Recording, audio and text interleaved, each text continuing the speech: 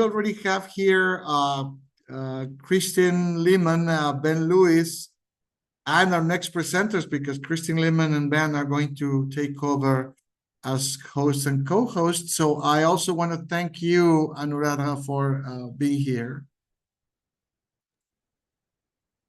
Christine. Arturo, make Kristen the host before you just... Yeah. Thank you. It was wonderful watching that last presentation. I'm very excited to see what's coming up next, but this is very exciting. So it looks like our first presentation is BookShelf AI. Kristen, do you know if they are on right now? They are. And I just want to say thank you. Before we move on to Sid, I want to say thank you to both Arturo and Anuradha. Thank you so much for your time and for engaging. And it's been fun hanging out and seeing not only the students, but hearing from you both as well. Yeah, lovely. And it's 22 hours to go, and I'll be following up for the Global Innovation Field Trip. Thank you. Welcome, Sid. Thank you so much. Thank you. Thank you. Thank you. Okay. And welcome, Sid. Hello. Is my mic working? Yes, we can hear you fine. That's nice. Do you want me to give an introduction, or should I jump straight into the presentation? Well, let's introduce yourself first and then move right into your presentation. Of course. My name is Siddharth Vikram. I live in Carlisle, Massachusetts. I'm in 7th grade and I'm 12 years old. I'm interested in reading, vibe coding, and more reading, I guess. So, without further ado, let's start the presentation. Let me see. Do you guys see the presentation right now? It says BookShelf AI?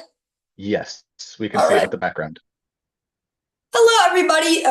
Wait, give me a second. My Zoom is not working right. Just keep this over here. Hello, everybody. My name is Siddharth Vikram, and today I want to talk to you about my idea, BookShelf AI. Have you ever really wanted to find a book in your huge bookshelf, but you can't even find it? If you have a huge bookshelf, kind of like mine back there, or my uncle's bookshelf, man, it's humongous.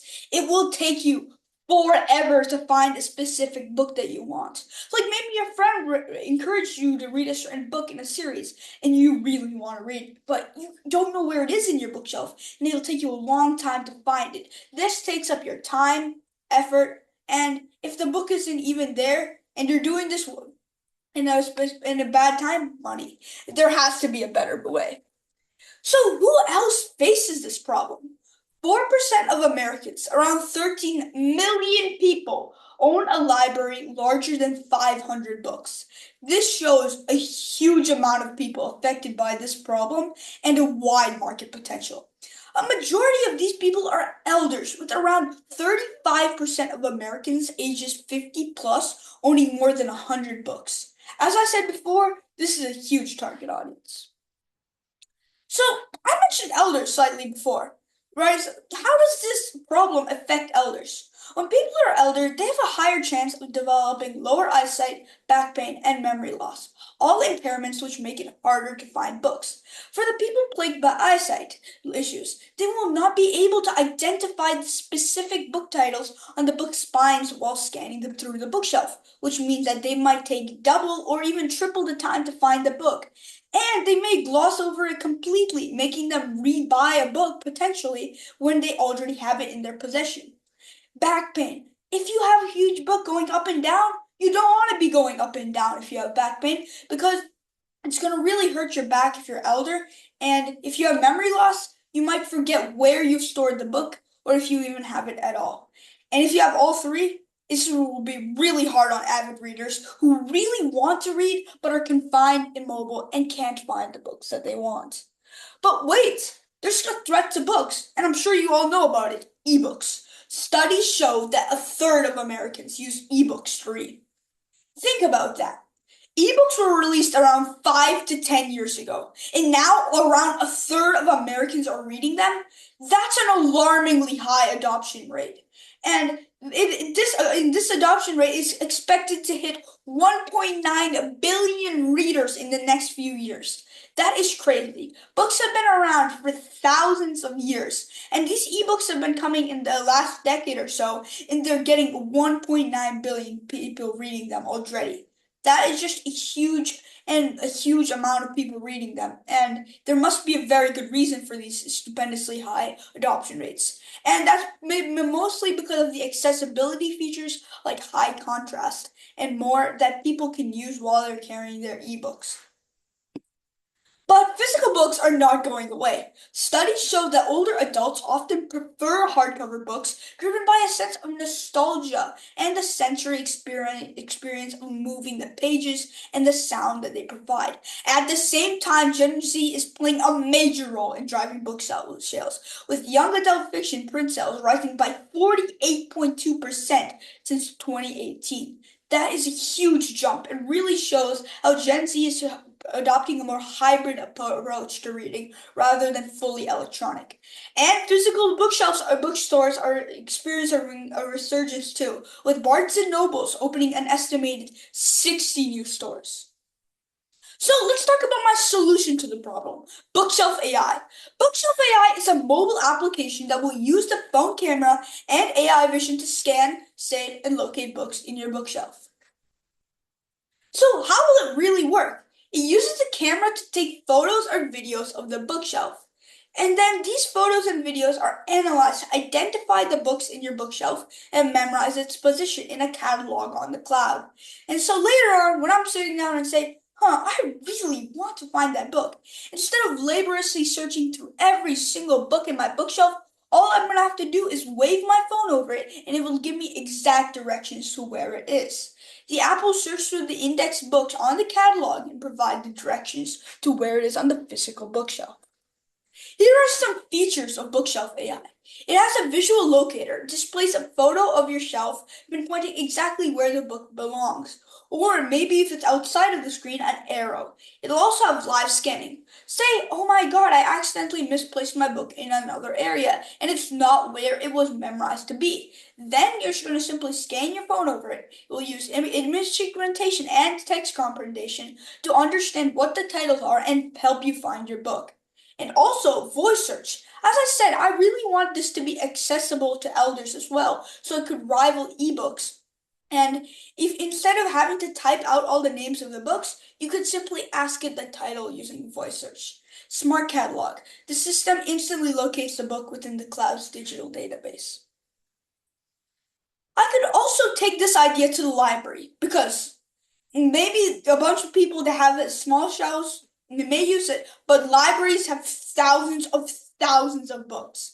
These are so huge, and most of the librarian's time is probably spent helping people find the books. Wouldn't it be so much easier if the people could just take their phone and find out where the books there are themselves? This could help the librarians with being able to have more time to organize the books, figuring out fundraisers, and more, which could really boost up the library. And this could help the people that are reading too, because they don't have to find and locate a librarian while they're doing a task. So I also took this idea to my local library, and one of them said that this is a great idea with the potential to help a lot of people. Here are some next steps. Making an actual prototype of the idea on a mobile device, buying subscriptions for the AIs that were listed in the idea, and adding this to Google or App Store to monetize it. And I would also like to ask more suggestions from avid book readers so that I can personalize this to everybody's needs and wants. Here are some future plans. Provide in-app book recommendations tailored to each reader's preferences and reading history. This will allow the reader to really understand, oh my god, I have a lot of books on history, maybe I would want to read something else. And instead of them having to find it out, this already knows their interests, so they don't have to put, I have all these books on my bookshelf, and that's going to take a lot of time. So it's really good to have something that automatically knows that. It can also integrate with book cataloging systems like ISBN databases to give users detailed insights into what their personal collection is about, similar to the first plan. And it could also suggest tickets to live events, author talks, or shows aligned with the reader's favorite genre. This means that the reader could expand their interests and their experiences to make it much more fun and be able to have their interests outside of the reading world, which could also help their social life as well. It could also offer intelligent organization suggestions for bookshelves, such as sorting by genre, author, series, or custom criteria.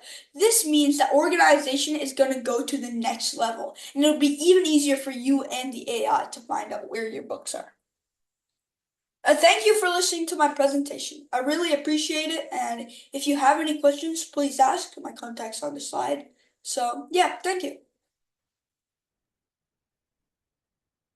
Thank you, Sid. This is wonderful. I'm curious though, can you talk a little bit about the moment that you got inspired? What was going through your mind that you said somebody should make an app to solve this? Oh, that's a good question. So I was once sitting down and I really wanted a book. And so I searched through my entire bookshelf. I didn't find it there. I searched through it again. I didn't find it there. My mom actually found it somewhere else. So I realized, wait, I just wasted a lot of time going through my bookshelf. Like, if I could just make it simpler, and with all of the AI solutions that are rising these days, I thought, maybe integrate AI into a bookshelf. So. That's amazing. And so what do you think, in thinking through the future, what do you think is going to be the biggest challenge in getting this up off the ground, getting a prototype? So I think the biggest problem with this is the fact that I have statistics that shows that a lot of people really have a huge collection of books, but like I myself and people that I knew were very surprised by that statistic. Like I think people that like you go up to, they might not know about this huge scope of people that actually like reading and are more enthralled by the ebook perspective of it. So I think that getting people to understand that books are still a huge part of people's reading, like physical books are a huge part, that's probably going to be the biggest problem. Incredible. I love the direction. And have you experimented with AI scanning yet to be able to see how accurate it is in scanning bookshelves? Have you been able to get a prototype at that level? No, but I plan to be vibe coding and getting something done with it soon. I love it. This is a little bit of rabbit trail, but what is your preferred AI system when you vibe code? Maybe Claude because Claude's pretty Ah, it's a good. good choice. Good choice. That's Those very are cool. those are great. So, do you see this, would you want this to become a business? Would you want this to be like a free app, a subscription? What's your thoughts eventually? Okay, so I just as an idea of like I'm gonna have to pay if I want to get all the ISBN AI to get all of this condensated. Maybe I could get like cloud storage for people that pay rather than local storage for people that like actually just do their own thing and want to have a smaller bookshelf. There could be like the recommendations, I could monetize it, and if you like buy the book, then I could get like a small cut. Something like that could like help me get some kind of monetary like some kind of thing to help me keep this on the off of the ground, keep the ISBN, like all of the future steps really that I was talking about. Most of them I was thinking are like probably yeah, probably they would have to pay for that because this is for people with huge libraries. Maybe I could do this something with like an actual like library. They could make a subscription to this, like a huge bundle kind of thing, so that they could offer it to their patrons. So yeah, the possibilities are pretty huge. What would you say to somebody who's hesitant for privacy concerns to upload pictures of their personal property? It's the same That thought. is, yeah, okay. That is a really good question. I mean, so maybe those people would prefer local storage, but yeah, I think it's just really showing their books. Like people really bond through books, and I don't see how, like me personally, like obviously everybody will have their different opinions on this, but I think even if there was a data breach, all a hacker's gonna know is, oh my God, he's reading the Wings of Fire book. That's so I mean, it's really if anything happens, it just helps you get more people to understand your likes and dislikes, right? It might be like it doesn't show how gullible you are through books, right? It just shows like what kind of things you like. So I don't think books are, they just show you're not your mindset, not how gullible you are, but your likes and dislikes and things. So I don't think it's really a privacy concern. That's great. Thank you so much. We're going to go ahead and switch over to the next one. I appreciate the presentation. It was phenomenal. Thank you. Yeah, very fascinating. I think we have next presentation is on agrobiodiversity and conservation of indigenous. Yeah, I'm curious to hear more about this. But thank you, Sid.